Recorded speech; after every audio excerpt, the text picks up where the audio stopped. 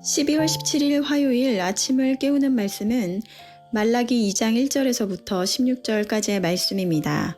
오늘의 제목은 레위 언약과 결혼 언약입니다.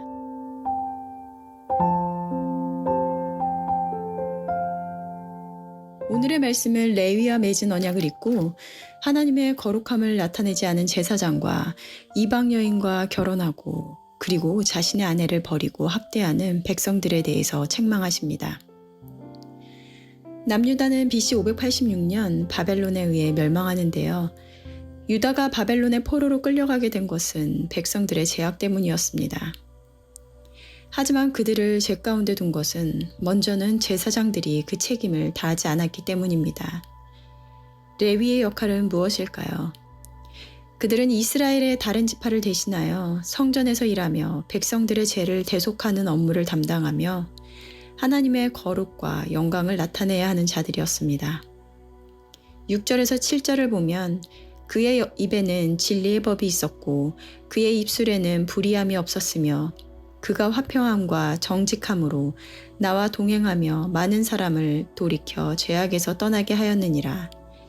제사장의 입술은 지식을 지켜야 하겠고 사람들은 그의 입에서 율법을 구하게 되어야 할 것이니 제사장은 만군의 여호와의 사자가 됨이거늘. 그들은 하나님의 메신저로 그들의 입에는 하나님의 말씀이 있어 그 말씀대로 불의가 없고 정직하게 행함으로 많은 이들을 죄악에서 떠나게 하는 것이 그들에게 맡겨진 일이었다는 것입니다. 하지만 그들은 옳은 길에서 떠나 많은 사람들을 율법에 거스르게 하여 레위의 언약을 깨뜨렸다고 말씀하고 계십니다. 이들은 바벨론의 포로의 삶을 살며 하나님의 심판을 경험하였음에도 불구하고 바벨론 포로 귀환 후에도 또다시 같은 일을 반복하고 있는 것입니다. 이와 같은 일을 반복함은 왜일까요? 1절 말씀에서처럼 하나님과 맺은 이 언약을 마음에 두지 아니하였다라는 것입니다. 하나님은 우리를 왕같은 제사장으로 부르셨습니다. 우리가 세상 속에서 이들이 감당하였던 것과 같이 입에는 진리의 법을 두고 입술에는 불의함이 없어 사람들에게 옳고 그름을 가르쳐야 함에도 불구하고 우리가 어떠한 자인지 하나님과 어떠한 언약을 맺은 자인지 잊은 채 사람들로 하여금 율법을 거스르게 하였다는 것입니다. 레위 언약을 깨뜨린 제사장들에 이어 결혼 언약을 지키지 않은 백성들에 대해 말씀하시는데요. 하나님께서는 이들에게 너희의 봉헌물을 받지 아니하겠다고 하시자 백성들이 눈물과 탄식으로 어찌 받지 아니하십니까 하더라는 것입니다.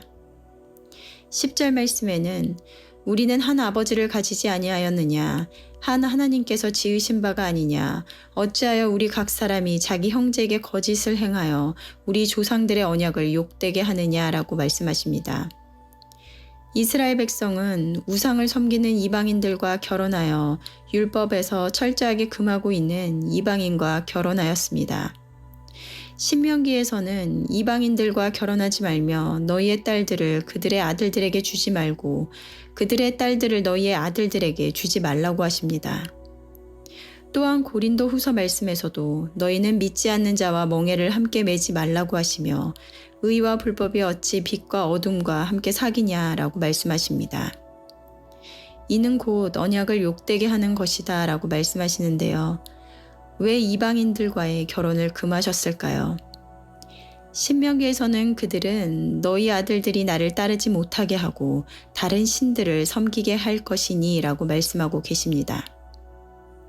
결혼이라는 관계는 세상의 어떤 관계보다 특별한 관계이기 때문에 신중을 기해야 합니다. 왜냐하면 이 혼인 관계라는 것은 서로에게 영향을 주는 것을 넘어 둘이 하나가 되는 관계이기 때문입니다. 창세기에서는 남자가 부모를 떠나 그의 아내와 합하여 둘이 한 몸을 이룰지니라고 말씀하시며 두 사람이 합하여 하나가 되는 것이 결혼이라는 것입니다. 지난 토요일에는 교회에서 결혼식이 있었는데요. 어려서부터 열린문교회에서 자라 교회에서 부부의 연을 맺은 의미 있는 자리였습니다. 예식 중에는 결혼 서약이 있는데 둘이 어떠한 어려움이 있어도 서로 지지하며 평생을 함께할 것을 서약하였습니다. 결혼이란 부부가 평생 하나님의 뜻을 위해 하나가 되어 살겠다는 언약입니다. 성경책에 손을 얹고 서약을 하였는데요. 이는 오늘 본문 말씀처럼 하나님께서 증인이 되셨다라는 것입니다. 이 당시에도 아내를 버리는 일이 흔하게 이루어졌는데요.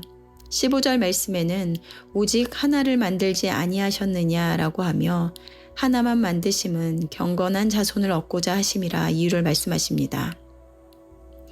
그리스도인마저도 이혼이 아무렇지 않은 시대를 살아가고 있습니다. 하나님께서도 나를 사랑하시기 때문에 내가 어떠한 이유로 고통을 받는 것을 원하지 않으신다라는 생각으로 살다가 조금만 어려움이 있으면 결혼할 때 이 하나님 앞에서의 언약을 잊은 채 이혼을 선택합니다. 레위와 이스라엘 백성이 잊은 것, 바로 하나님과의 언약을 잊었다라는 것입니다. 그러므로 하나님의 거룩함을 나타내며 살아야 함에도 불구하고 오히려 영광을 가리우며 살아가는 자들이 되었다라는 것입니다. 나는 하나님과의 언약에 맺은 자로서 거룩한 모습으로 살아가고 있으신가요? 너희가 그것을 마음에 두지 아니하였음이라. 오늘 말씀을 묵상하시면서 각자에게 주시는 말씀이 들려지시는 하루가 되길 바랍니다. 기도하시겠습니다. 사랑하는 하나님, 우리가 하나님의 자녀로 살아간다는 것은 하나님과의 언약 관계에 있다는 것이며 이 언약은 우리에게 생명과 평강을 주기 위함이라는 말씀을 보게 됩니다. 하지만 언약이라는 것이 서로 간에 지켜져야 하는 것이나 우리의 책임과 의무는 잊은 채 하나님께서 우리에게 행하여 주실 것만을 기대하며 살아가는 것은 아닌지 되돌아봅니다. 우리가 그 언약을 성실히 수행할 때 하나님의 거룩함을 세상 가운데 전하며 살아가는 자들이 될 줄로 믿습니다. 우리로 하여금 이 말씀을 마음에 두어 하나님의 백성으로 살아가므로 하나님께서는 기쁨이요 세상 가운데 사람들로 하여금 옳은 길로 인도하여 주는 빛의 역할을 감당하는 자들이 될 수 있도록 인도하여 주시옵소서. 감사드리며 예수님의 이름으로 기도드렸습니다. 아멘.